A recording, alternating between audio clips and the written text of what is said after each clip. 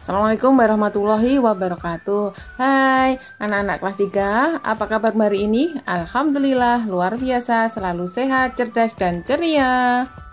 Hari ini kita akan belajar tentang energi alternatif. Tema 6, subtema 3.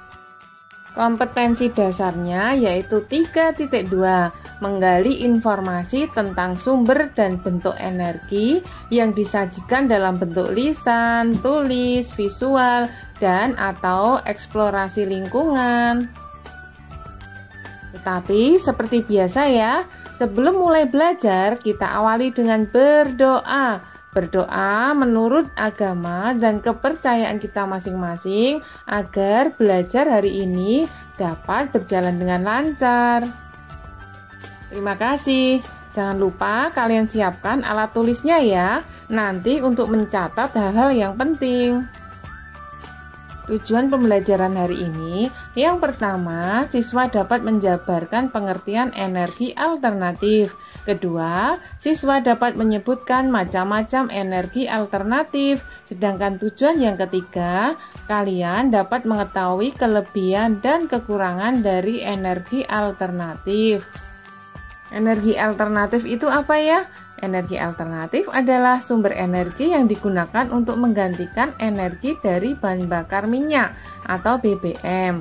Pencarian dan penggunaan energi alternatif sudah diusahakan manusia karena semakin menipisnya persediaan bahan bakar minyak. Karena energi yang berasal dari bahan fosil semakin hari semakin menipis. Oleh karena itu perlu adanya energi alternatif. Energi alternatif bersifat dapat diperbarui, akan terus-menerus ada walaupun terus digunakan. Baik, kita lanjutkan ya anak-anak. Contoh dari energi alternatif itu apa aja? Yang pertama yaitu panas matahari. Yang kedua adalah gerakan dari angin atau bayu. Sedangkan energi alternatif yang ketiga itu adalah air, yaitu gerakan air. Ketiga energi alternatif tadi ada matahari, angin, dan air itu dapat diubah menjadi energi listrik untuk menggantikan bahan bakar minyak.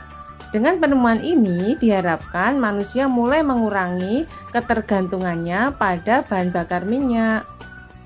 Baiklah, kita bahas satu persatu ya. Yang pertama adalah energi panas matahari. Matahari adalah sumber energi utama bagi seluruh makhluk hidup, yaitu manusia, hewan, maupun tumbuhan. Energi yang dihasilkan matahari adalah energi panas. Energi panas tersebut dapat diubah menjadi energi listrik dengan bantuan panel surya. Teknik ini dimanfaatkan oleh pembangkit listrik tenaga surya.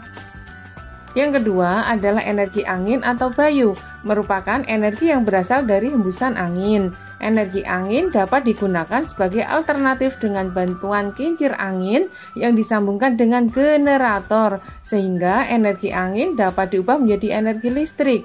Teknik ini dimanfaatkan oleh pembangkit listrik tenaga angin atau bayu. Ketiga adalah energi gerak air, bermanfaat untuk pembangkit listrik tenaga air, untuk penggilingan gandum, dan dapat menggerakkan turbin dengan kecepatan tinggi. Semakin banyak dan deras air yang mengalir, maka semakin besar pula energi listrik yang dihasilkan. Anak-anak, selain itu, air itu mempunyai banyak manfaat dalam kehidupan sehari-hari ya. Air digunakan untuk minum, mandi, memasak, menyiram tanaman, mencuci kendaraan, juga untuk mengairi sawah oleh bapak petani ya. Energi alternatif yang lain yaitu berupa briket. Briket adalah bahan bakar alternatif yang menyerupai arang. Briket tidak terbuat dari kayu, melainkan dari sekam padi, jerami, batok kelapa, serbuk gergaji, atau dedaunan. Bahan baku briket diambil dari limbah. Bagaimana cara membuat briket itu ya? Sangat mudah ya, briket sangat mudah dibuat. Caranya, bahan baku briket dipanaskan dalam ruang hampa hingga menghitam. Setelah itu, briket dihaluskan dan dicetak. Briket dapat digunakan untuk memasak. Coba nanti anak-anak amati, tayangan berikutnya adalah gambar briket. Nah, ini dia. Jika dibakar, briket tidak menimbulkan asap dan dapat digunakan untuk pembangkit listrik tenaga uap atau PLTU. Ini adalah gambar briket yang sudah jadi dan siap untuk memasak di kompor ya. Energi alternatif berikutnya adalah biogas. Biogas itu apa? Anak-anak, hewan ternak banyak di sekitar kita yang dapat dimanfaatkan. Ada daging, susu, telur, tenaga, kulit, maupun kotorannya. Penggunaan limbah kotoran hewan bisa untuk menggantikan bahan bakar minyak loh. Gas yang berasal dari kotoran hewan yang biasanya adalah sapi itu disebut dengan biogas. Manfaat biogas dalam kehidupan sehari-hari yaitu yang pertama sebagai pengganti gas LPG, yang kedua yaitu menghasilkan pupuk alami atau disebut juga dengan pupuk organik. Untuk lebih jelasnya perhatikan gambar ini ya. Berikutnya adalah keuntungan dan kerugian energi alternatif. Yang pertama, tidak akan habis meskipun dipakai terus-menerus, tersedia melimpah. Kerugiannya antara lain satu, membutuhkan biaya besar untuk membuat dan merawatnya.